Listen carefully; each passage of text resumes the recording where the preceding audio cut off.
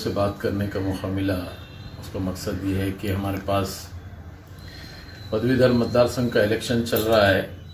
राष्ट्रवादी Congress party ने हमारा उम्मीदवार खड़ा करी है। आने वाली 1 तारीख को ये ग्रेजुएट मतदार संघ का जो इलेक्शन है 1 तारीख को है।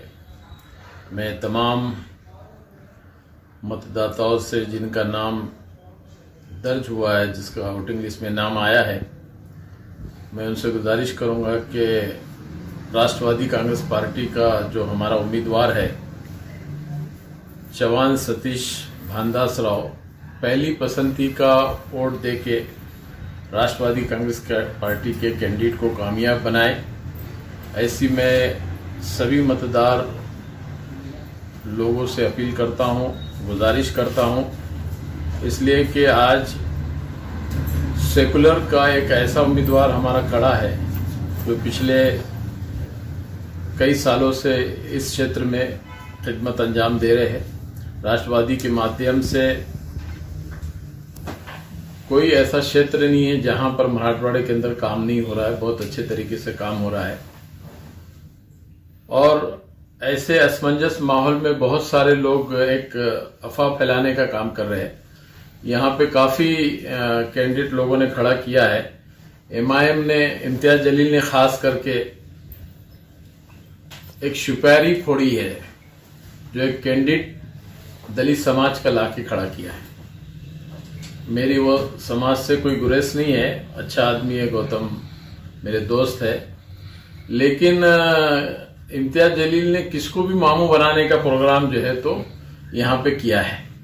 अब बेचारे दलित समाज से अगर मोहब्बत होती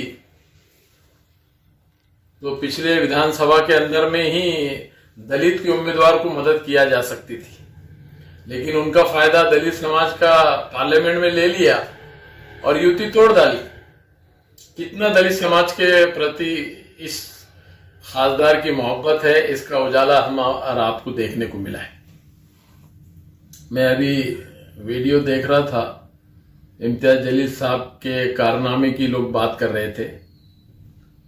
मैंने उनसे कहा कि वो दाढ़ी, कपड़े, टोपी की बात कर रहा था। बड़ा अफसोस होता मुझे।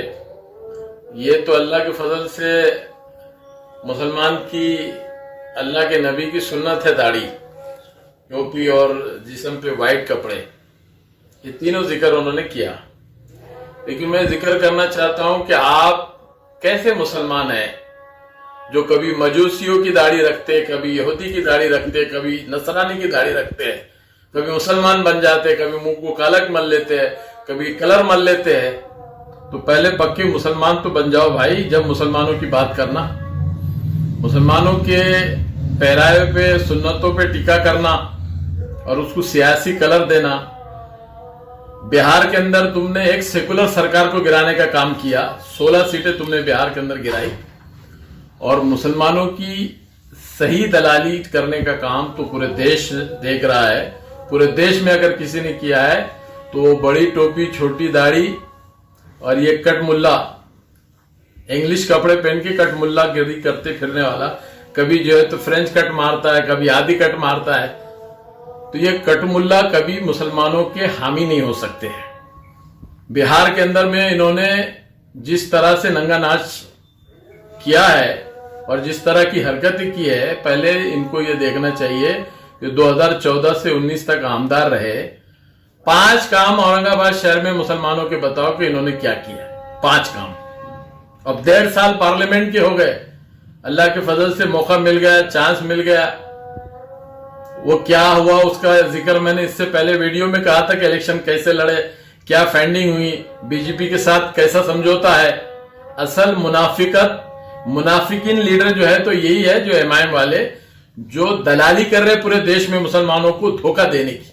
अगर आज बिहार के अंदर में अगर ये ईमानदारी से अगर सेकुलर जमातों के साथ काम करते थे, कुछ ना कुछ तो मिलता था। लेकिन ये 16 सीटों का जो नुकसान हुआ, ये तो नहीं होता था, आज एक सेकुलर सरकार गिर गई। इसलिए मैं औरंगाबाद के सभी जिम्मेदार को मैं ये कहना चाहता हूं कि इनको पहचानो और आप देखिए जो इन्होंने उम्मीदवार खड़ा किया है। अगर पूरे भी मुसलमानों के वोट कितने 20-22-26,000 अगर एमआईएम के नाम पे गिरते हैं तो चुन के आता क्या? नहीं आता, उनको भी मालूम नहीं आता है। लेकिन सेकुलर उम्मीदवार को गिराने के लिए वो जो खाने का धंधा, सुपारी का धंधा जो चल रहा है वो कैसे बंद होता?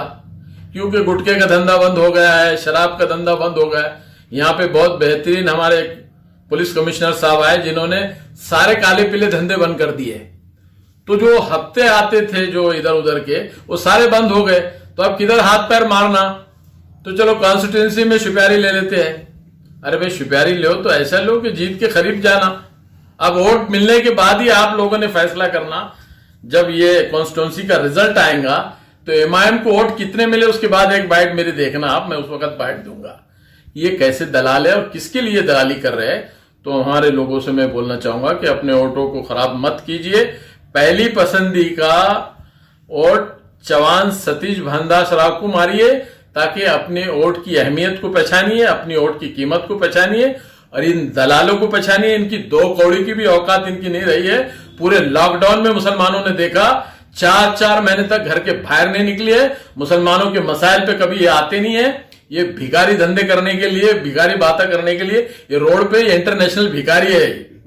अरे औरंगाबाद शहर के 22 कारपोरेटर होने के बाद गड्ढे नहीं भर सके यार। 4, 5, 6 दिन 7 दिन में पानी आ रहा, पानी नहीं ला सके है। शर्म आना चाहिए बेशर्मों को कि थोड़ी तो शर्म रखो। इतनी भी बेशर्मी का बुरखा मत ओढ़ो। कहीं ना कहीं थोड़ी तो भी मुसलमान को शर्म आना चाहिए। इतने बेशर्म हो गए हैं कि तुम्हारी औकात भी नहीं रही। 5 साल एमएलए के गुजार दिए, 5 काम इस शहर के अंदर नहीं करे और अल्लाह ने मौका दे दिया। मुसलमानों ने एक मुसलमानों के नाम पे जो कुछ दिया और जो तुमने काले पीले किए, जो भी होना था हो गया। लेकिन 1.5 साल में भी कुछ ऊंच जलाए नहीं कि वो नीति गायब हो गई। इधर गुटके मटके सट्टे दारू बंद हो गई। तो अब क्या है कि बौछार ऐसी है कि पैसे कहां से कमाना। तो मैं अपने लोगों को कहना चाहूंगा कि याद रखिए, सतीश यानी चौहान सतीश भानदासराव को पहली पसंदी का वोट मारे, दूसरा तीसरा बिल्कुल वोट मत मारो, पहले पसंदी का वोट मारो और इनके जैसे दलालों को इनकी जगह बताओ। यही अपील करने के लिए मैं आप लोगों के सामने आया हूं।